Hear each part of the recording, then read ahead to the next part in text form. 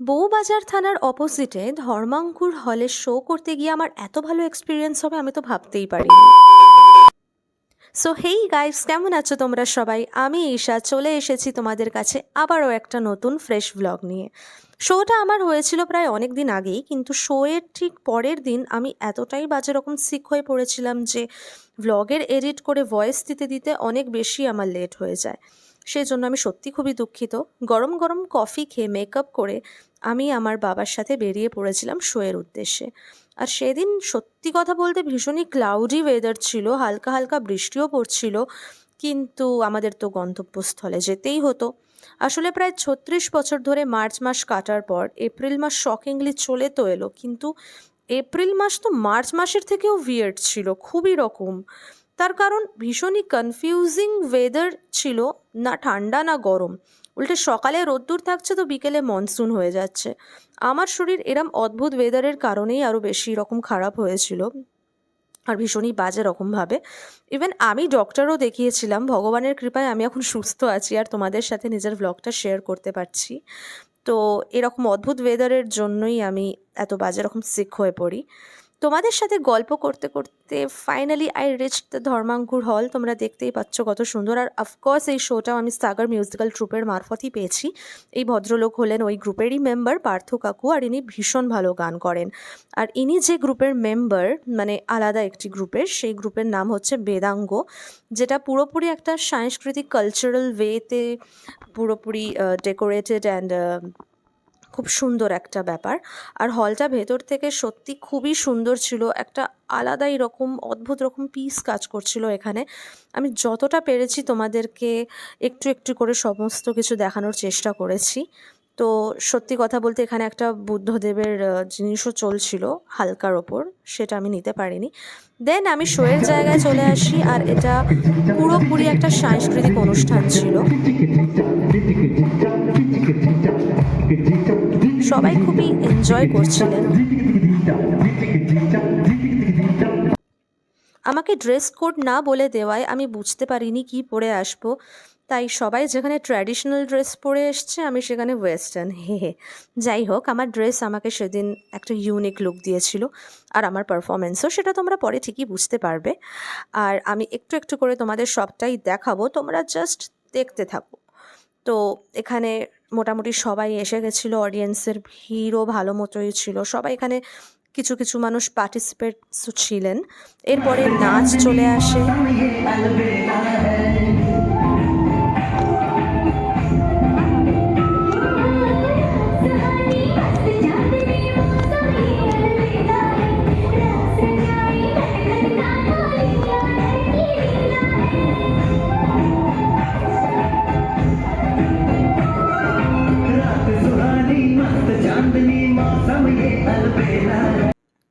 এরপর আমি বাইরে বেরোই একটুখানি, আর মিউজিশিয়ান কাকুদেরকেও একটুখানি নিজের ভ্লগে অ্যাড করে নিই। তো একটু একটু করে সবার গান নাচ তোমাদের আমি দেখাবো, তোমরা জাস্ট দেখতে থাকো।